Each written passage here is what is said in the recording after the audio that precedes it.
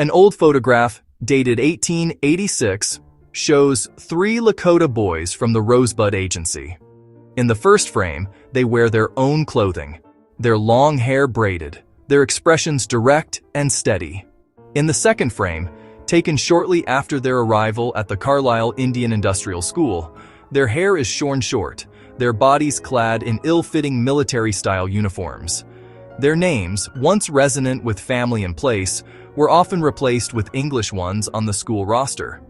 This single visual document, stark and silent, captures the core mission: to erase one identity and forcibly impose another. It is a quiet but powerful testament to a continental policy that would unfold over the next century. These institutions were not accidental. They were the deliberate instruments of federal policy in the United States and Canada. The boarding school system was founded on a philosophy articulated by Captain Richard Henry Pratt, the founder of the Carlisle Indian Industrial School. His infamous motto, "Kill the Indian in him and save the man," became the guiding principle for hundreds of institutions that followed. This idea was rooted in the prevailing belief of the time that indigenous cultures were savage, inferior, and destined to vanish. Proponents argued that the schools were a benevolent, even compassionate, alternative to violent extermination. They presented education as a gift that would provide Native children with the tools to survive and prosper in a white-dominated world, teaching them English, Christianity, vocational trades that would allow them to integrate into the mainstream economy. These schools were established through a partnership between national governments and various Christian denominations. The government provided funding and legal authority, while churches often supplied the staff, curriculum, and day-to-day management. In the United States, the Civilization Fund Act of 1819 was an early piece of legislation that encouraged and funded these efforts. In Canada, the system was formalized through amendments to the Indian Act. This collaboration meant that the mission of cultural assimilation was deeply intertwined with religious conversion. Children were not only taught to reject their traditional ways of life, but were also compelled to abandon their spiritual beliefs and adopt Christianity, a process that created profound internal and communal conflict. Life inside the boarding schools was an exercise in relentless control, governed by a strict and unforgiving routine. The day began before sunrise with the ringing of a bell. Students were organized into companies and marched to and from their activities. Meals, classes, work duties, chapel. The environment was intentionally impersonal and institutional, designed to break down individual will and foster collective obedience. Every aspect of life was regimented: making beds, sitting and eating in the dining hall. This rigid structure was meant to overwrite the cultural norms and personal freedoms they had known. The rules were numerous and absolute, and the punishments for infractions were often severe.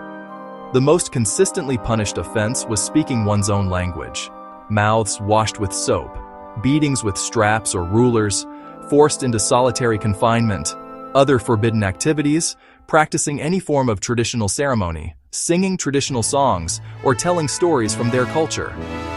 This constant threat created fear and anxiety, forcing children to police themselves and each other. The goal was to make them internalize shame about their identity. The most profound and systematic attack waged within the boarding schools was on indigenous languages.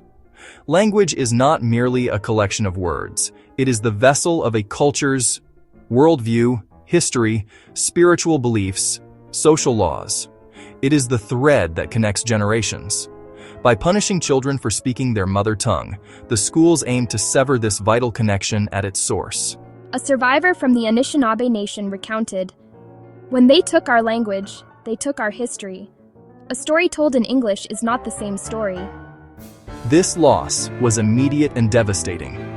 Children who were fluent upon arrival after years of suppression and disuse were unable to communicate with the very people they missed the most: their elders. They found themselves unable to understand the stories, jokes, teachings of their grandparents. They were often seen as outsiders, marked by the language and mannerisms of the colonizer. This created a deep sense of shame and alienation. Beyond language, the schools systematically devalued and prohibited all forms of cultural expression. Traditional clothing, hairstyles, songs, dances, spiritual practices. Children were taught to be ashamed of their heritage. The harm inflicted by the boarding schools extended deep into the physical and mental health of the students. The institutions were chronically underfunded, leading to conditions that were often unsanitary and dangerous. Overcrowding was rampant: tuberculosis, influenza, measles. A 1928 government report, the Merriam Report, documented the appalling health conditions. It stated the diet was deficient in quantity, quality, and variety. Malnutrition weakened the children's immune systems. Many children died from disease and neglect. Their deaths were recorded in school ledgers but often not communicated to their families for months, if at all. The emotional and psychological abuse was as damaging as the physical deprivation. Children were stripped of their names, their families, and their cultural identities. They experienced profound loneliness, fear, and confusion.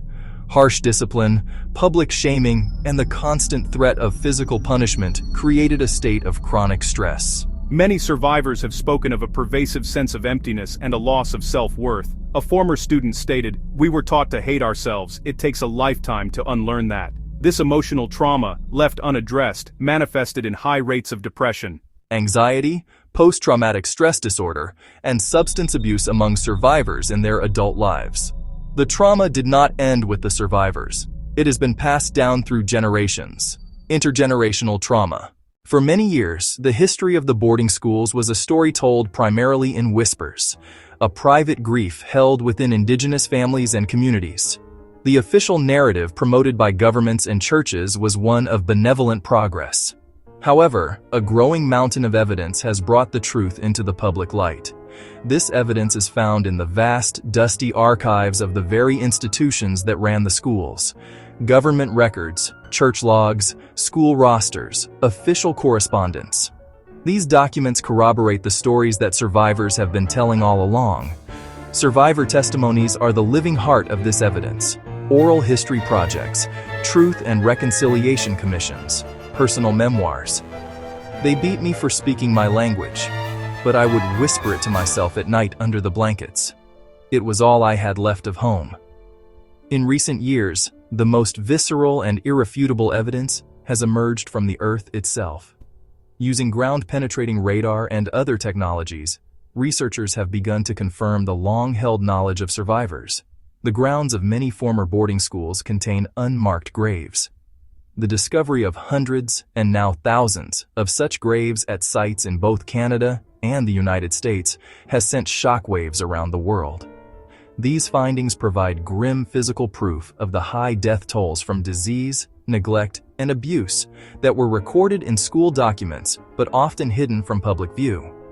Reports like Canada's Truth and Reconciliation Commission Final Report and the United States Federal Indian Boarding School Initiative Investigative Report have synthesized this evidence, officially acknowledging the abuses and the system's intent to commit cultural genocide.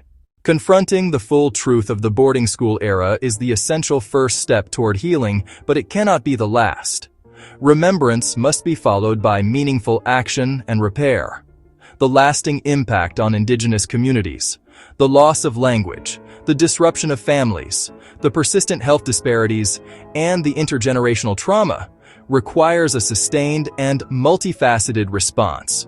This work is already being led by Indigenous peoples themselves, who are pioneering innovative and culturally grounded approaches to healing. These efforts include language immersion programs to revitalize mother tongues and the gathering of elders to pass on traditional knowledge to younger generations. The voices of survivors must remain at the center of this process. Their stories are not just a record of harm. They are also powerful lessons in resilience and strength. Supporting survivors means creating safe spaces for them to share their experiences without judgment, providing access to mental health services that are culturally competent, and ensuring they are honored and respected as keepers of the truth. We tell our stories not to dwell in the past, but to ensure it never happens again. We speak for the children who never got to. Truth True reconciliation also requires accountability from the institutions that created and ran the schools.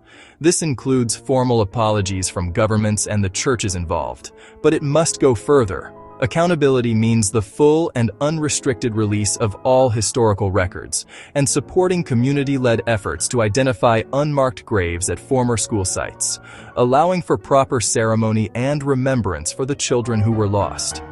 Calls for reparations in various forms are growing as a means to address the tangible economic and cultural losses suffered by communities. Ultimately, building a better future requires education. The history of the boarding schools must be taught accurately and honestly in all schools, to all students. By learning this difficult truth, we can collectively commit to upholding the rights, sovereignty, and cultural vitality of indigenous nations. The path forward is one of truth, healing, and justice. It is a long and challenging road, but it is the only way to repair the profound damage done and to honor the memory of the thousands of children who endured the boarding school system, as well as those who never returned.